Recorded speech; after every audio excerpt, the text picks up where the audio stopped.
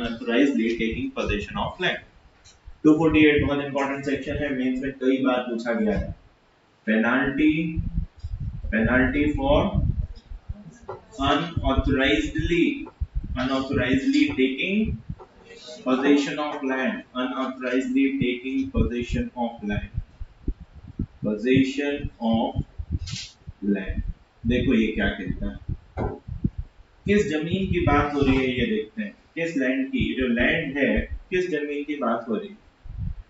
तो कहते हैं कि कोई भी व्यक्ति unauthorisedly, that is wrongful, that is trespass, कोई व्यक्ति किसी की जमीन पे जाकर, कौन सी जमीन है, बोले आबादी कर लो,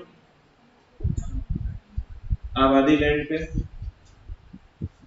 किसी भी अनऑक्युपाइड लैंड पे, किसी भी अनऑक्युपाइड लैंड पे, या फिर वो unoccupied land which has been reserved for special purposes by collector under section 233A, that is changed। तो कहते हैं कि वो जमीन जो कलेक्टर ने रिजर्व करी है for special purpose under section 233A as well as 237, ऐसा हो गया है शायद, है ना, 233A प्लस 237, ऐसा देख लीजिएगा कोई अमेंडमेंट से हुआ है।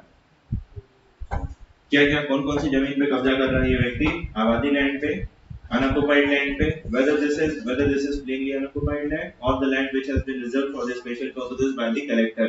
भाई हमने आपको 233 में तीन बातें पढ़ाई है ना, कि कलेक्टर जो है ये लैंड को पब्लिक पर्पस के लिए बदल सकते हैं, इस लैंड का इसका पर्पस चेंज कर सकते हैं, और तीसरा rescind कर सकते हैं, whatever the purpose has been decided that purpose can be rescinded। तीन बातें पढ़ी ना 233 में।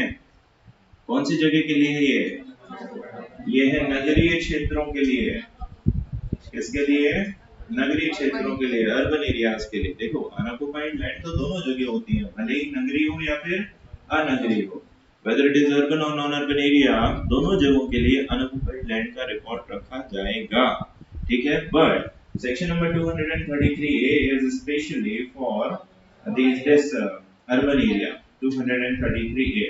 तो कहते हैं कि अब कोई व्यक्ति है, इस व्यक्ति ने या तो आबादी पे, भाई जो व्यक्ति आबादी पे रह रहा है 246 क्या कहते हैं इसके विषय में, ये कौन है, भूमि स्वामी, ये है भूमि स्वामी,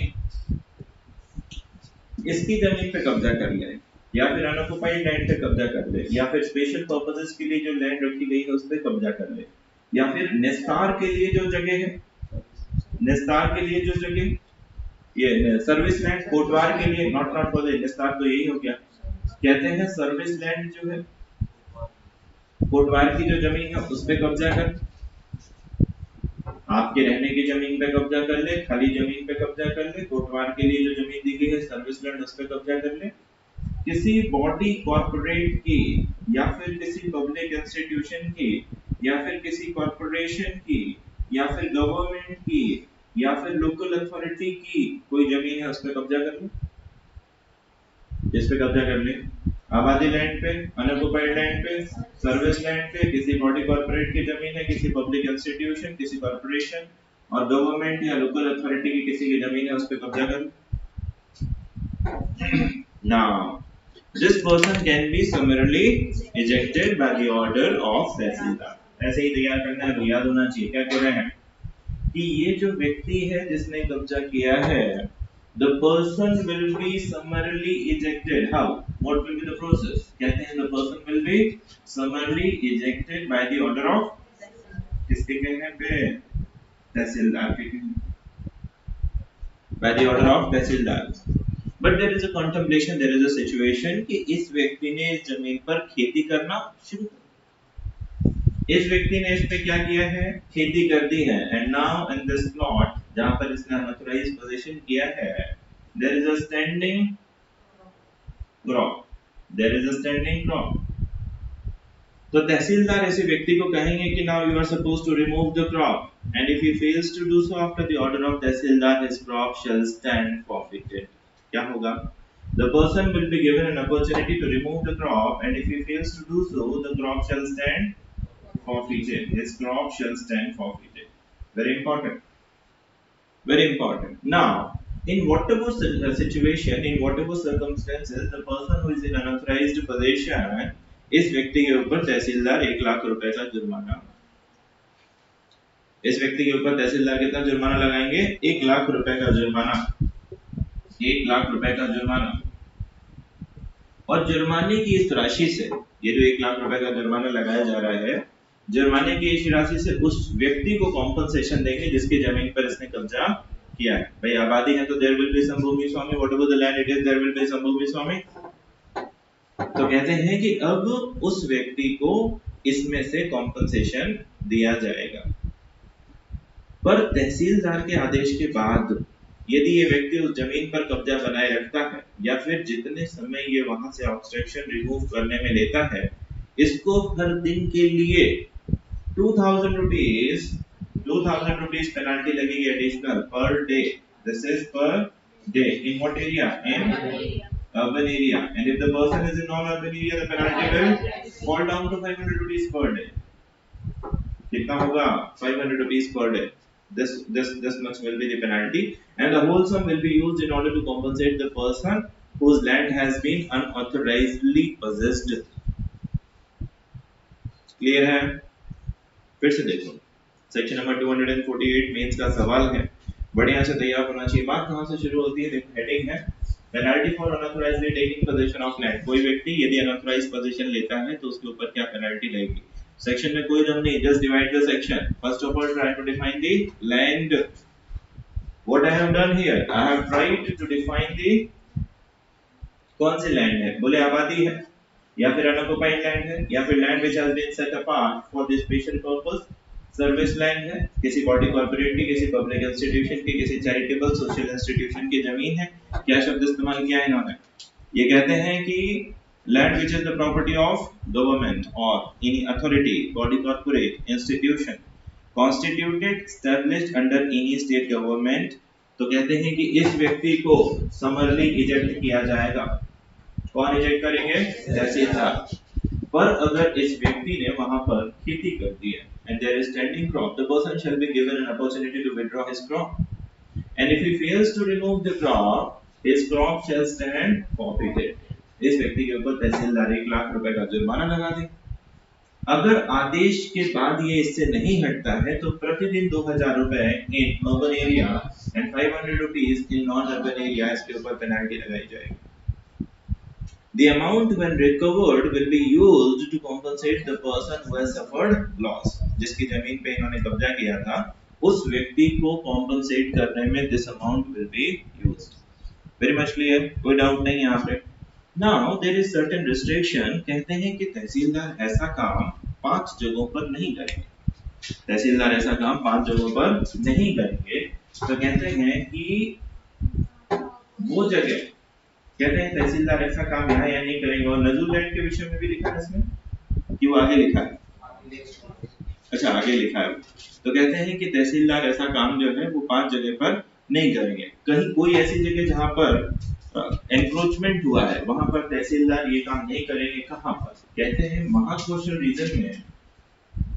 महाकौशल रीजन में अगर एनक्रोचमेंट हुआ है before 1st day of September 1917, correct date है ना। एक यहाँ पर मर्ज डेट की बात है 1st day of April 1900, अच्छा 3rd day of April 1950। ये एक ही चला गया महाकौशल रीजन। महाकौशल के बाद आता है मध्य भारत। मध्य भारत, बोलिए भाई मध्य भारत की क्या पोजीशन है? 15 अगस्त 1950 मध्य भारत रीजन। इसके पहले एनक्रोचमेंट हुआ है। Tehsildar will not start the proceedings. Very much clear.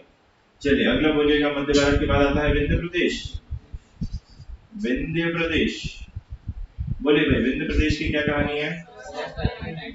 क्या तारीख है? 1st day of April 1 अप्रैल 1955। कहते हैं कि यदि किसी ने विंध्य प्रदेश में कब्जा किया है 1st day of April 1955 के पहले, so such action cannot be initiated by the तहसीलदार। अगला बोलिए विंध्य प्रदेश हो गया। महाकौशल, मध्य भारत, विंध्य प्रदेश। नेक्स्ट बोलिए क्या है?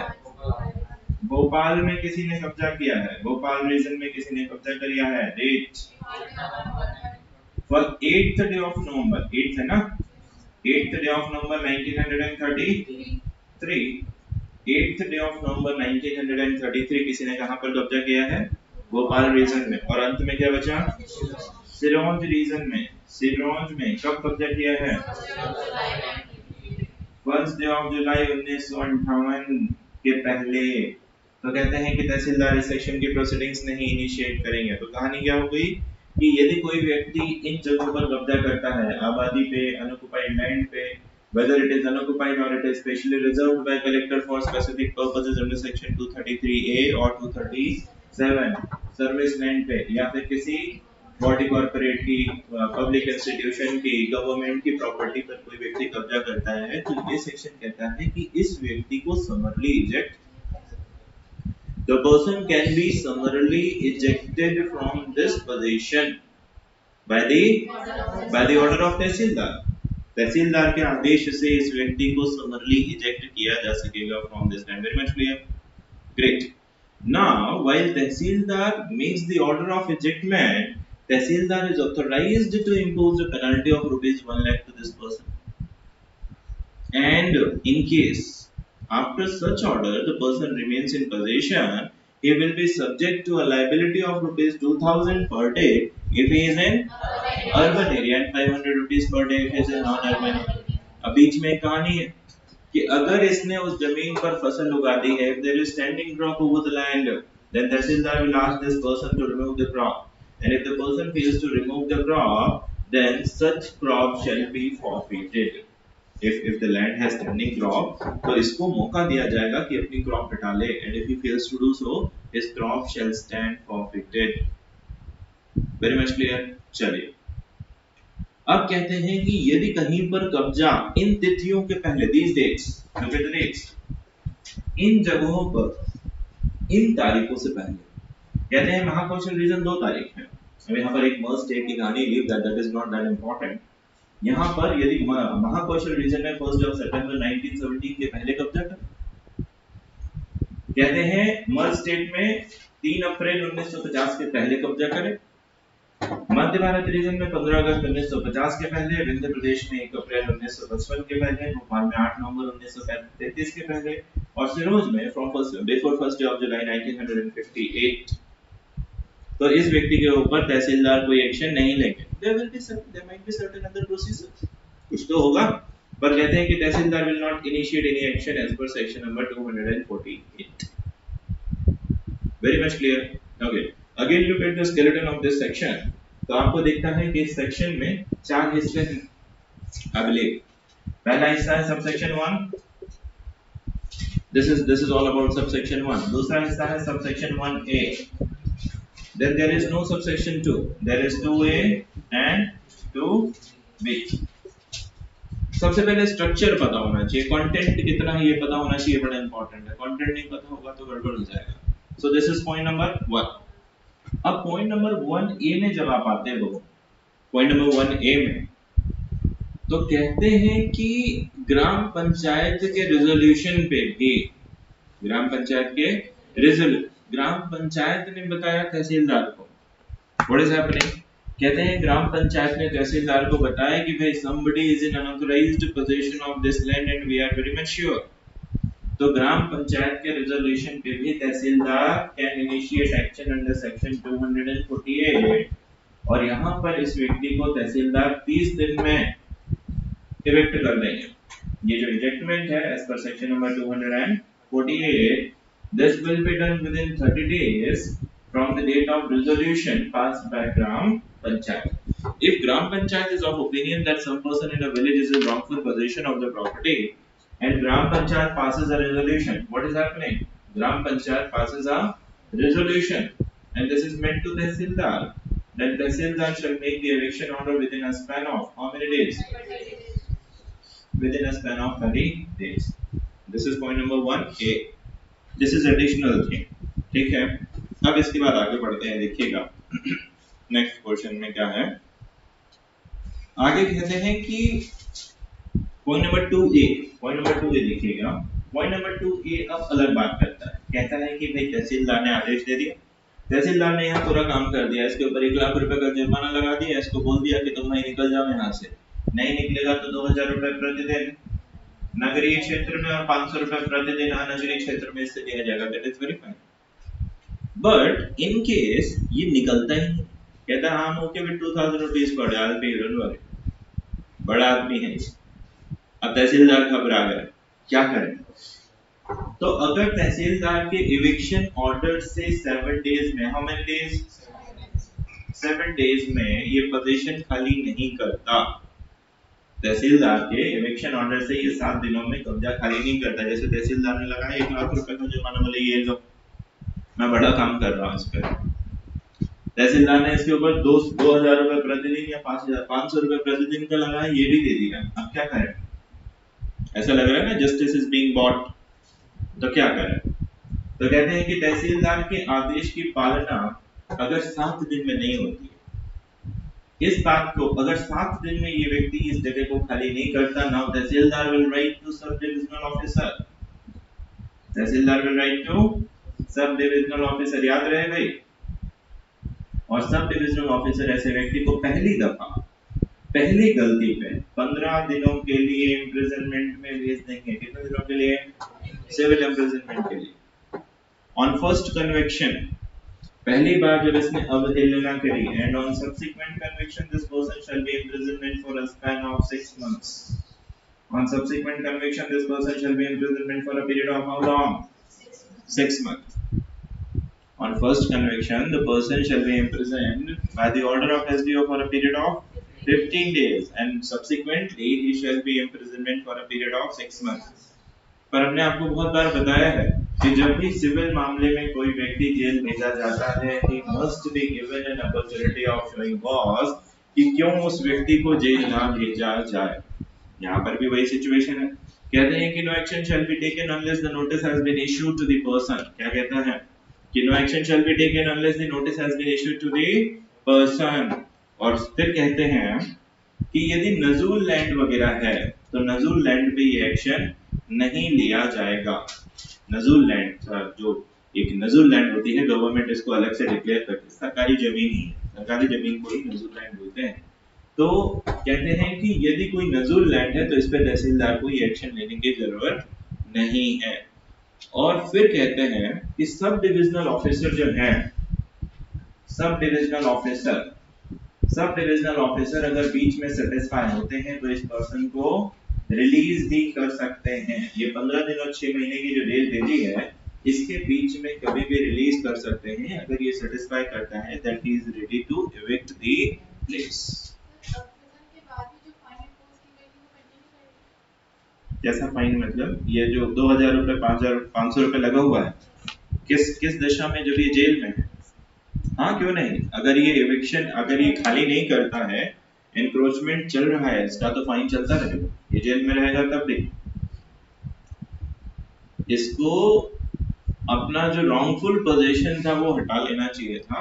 अगर इसने रॉन्गफुल पोजीशन नहीं हटाया तो इसके ऊपर पेनल्टी चलती रहेगी even he is in custody. ठीक है।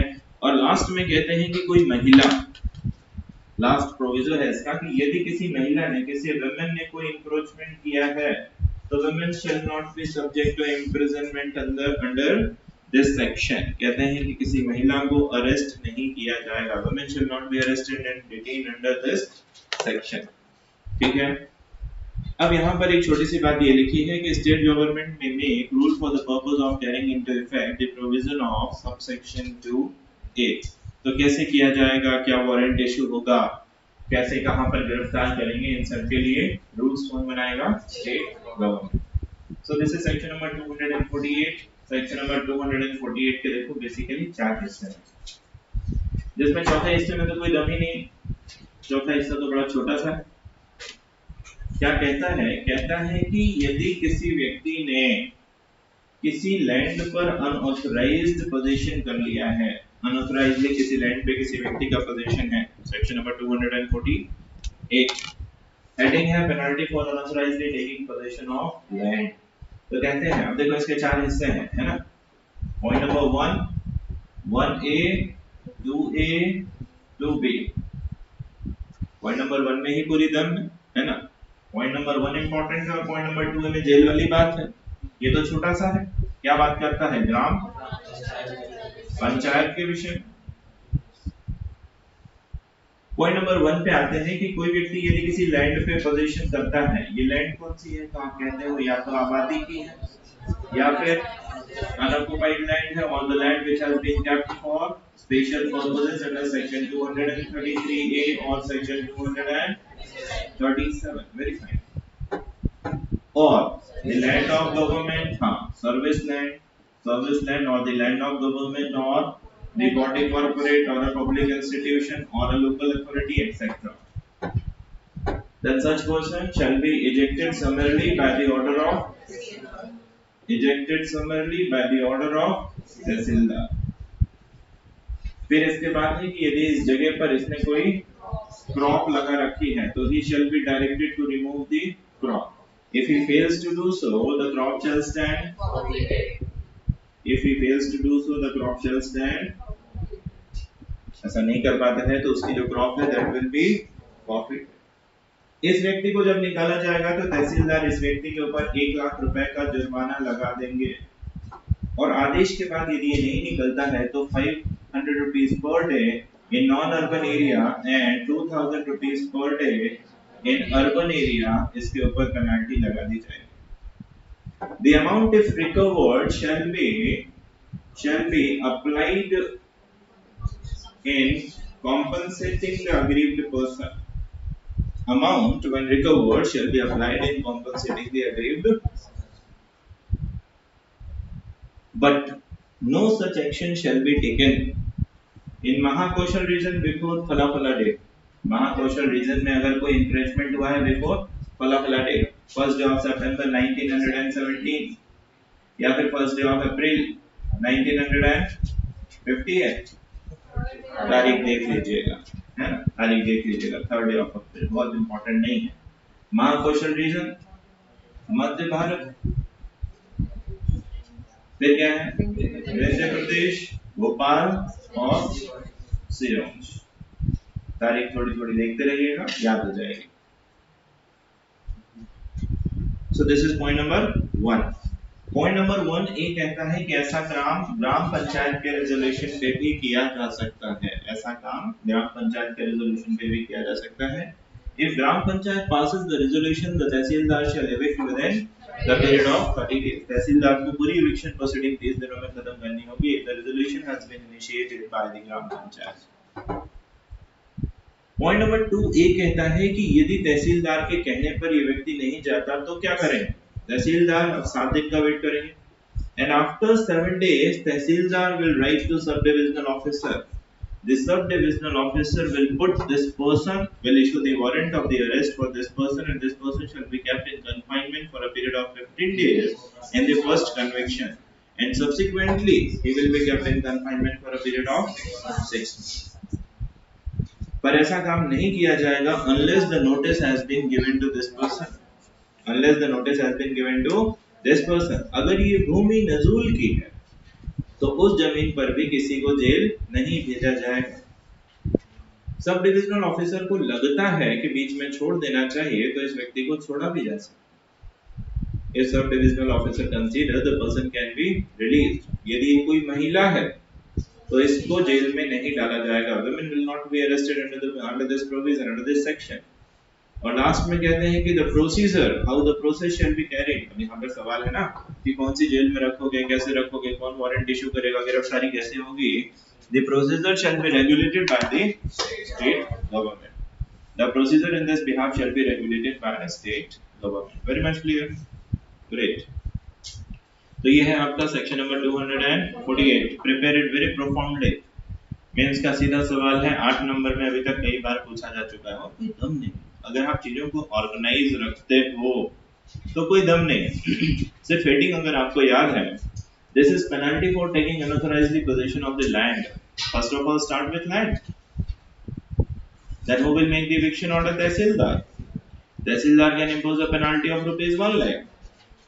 For continuance of disobedience, there will be additional penalty of ₹2,000 per day in the urban area and 500 rupees per day in the non-urban area।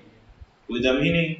अब बीच में क्लॉज वो वाला है कि if there is a standing crop, tehsildar will ask the person to remove the crop and if the person fails in removing the crop, tehsildar shall order the crop to be confiscated. This crop will be forfeited. बात खत्म होगी, देखो कुछ बचा ही नहीं इसके बाद, इतना ही तो है। इसके बाद फिर नीचे लिखा है कि भाई this amount will be used to compensate the person and such action shall not be taken if the encroachment has been done in these areas before फला फला date। तो महाकौशल में, मध्य भारत में, विंध्य प्रदेश में, सिरोंज में, भोपाल में कुछ तिथियों के पहले अगर एनक्रोचमेंट है या there is a building construction, such action shall not be initiated. बस हो गया खत्म। पॉइंट नंबर 1 ये कहता है कि ग्राम पंचायत के रिजोल्यूशन पे भी तहसीलदार इस सेक्शन में एक्शन ले सकते हैं। Very fine. On the resolution of gram panchayat the action could be initiated under this section. This is again very easy. बस पढ़ना है, रिवाइज करना है, कोई टेक्निकल नहीं है। You are not talking mathematics और you are not talking about physics और समथिंग। पढ़ना है, पढ़ोगे नहीं तो कुछ ना कुछ छूट जाएगा। और अब एग्जाम बहुत टफ होगी, बहुत टफ होगी, बहुत टफ। अब बेवजह हम आपसे झूठ बोलेंगे, अरे नहीं बेटा, वाह वेरी गुड, 2 पन्ने लिख के लिया, वेरी गुड, बहुत बढ़िया, कुछ नहीं होने जाने वाला, कुछ भी नहीं होने जाने वाला। आपको इससे डिमोटिवेशन होता है, दैट इज योर इश्यू। अगर आप बबल्ड हैं, बबल समझते हैं, बुलबुला उड़ा फूट गया, बबल नहीं रहे, सॉलिड रहे, समझे कि जो बताया जा रहा है बिल्कुल सही बताया जा रहा है। You need a vibrant personality अगर आपको सेलेक्ट होना है। ऐसे ही उठते बैठते चले आ रहे हैं, things will not work। अब तो अभी से ऐसा होने लग गया है कि वो इंटरव्यू में पासिंग मार्क नहीं दे रहे हैं।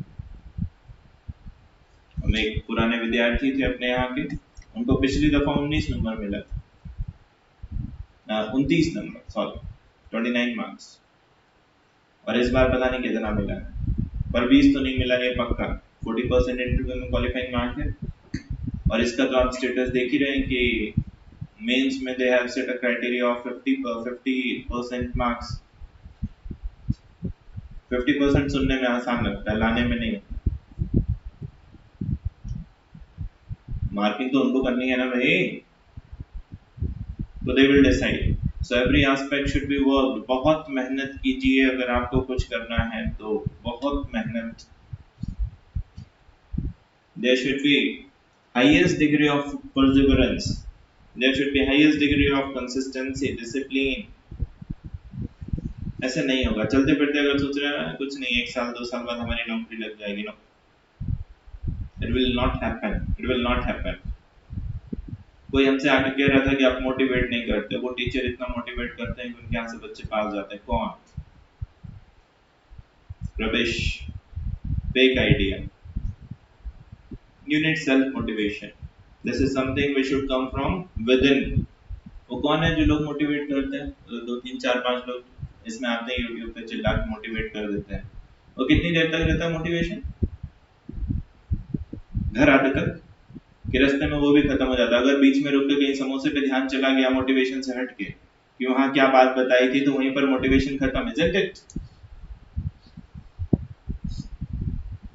You need to be self-inspired. There should be ignition within you। पुस्तक लिखी Ignited Mind, एक पुस्तक है ना Ignited Mind, अब्दुल कलाम साहब ने लिखी है। There should be something within you, otherwise ये जो मोटिवेशन मिलता है ना, बहुत सारे लोग हैं ना, I should not name, Sonu Sharma है, बहुत सारे लोग हैं जो मोटिवेशन देते हैं, है ना, ये ऐसा हो जाएगा, तुम मर्सिडीज खरीद लोगे, and the very moment you are out of hall, ये मोटिवेशन खत्म हो जाता है। उनको बस यही बोलने के पैसे मिलते हैं। जिस देश में कुछ ही लोगों के पास पैसा हो, वहां पर सफलता की किताब, सफलता के नुस्खे, और वो जो नहीं होता पन्ना बुखराज, ये बहुत चलता। जहाँ पर बहुत सारे लोग स्ट्रगल कर रहे हो। India obviously has this problem of population as well as pollution. तो यहाँ ये बात हमेशा रहेगी, नुस्खे बहुत दिखेंगे, tricks, trick how to learn, there is no such trick, you have to sit, you have to work। if you are talking about this section, penalty for unauthorizedly taking possession of land, you have to prepare it thoroughly, the idea should be clearly manifested। इसके 4 हिस्से हैं। पहले इसमें बता रहे हैं कि इस जमीन पे अगर कब्जा कर लिया, you have to write it again and again and again and again। many more times, not once, not twice, many more times, keep writing, then only this will work. ठीक है, चलो आगे देखो क्या है।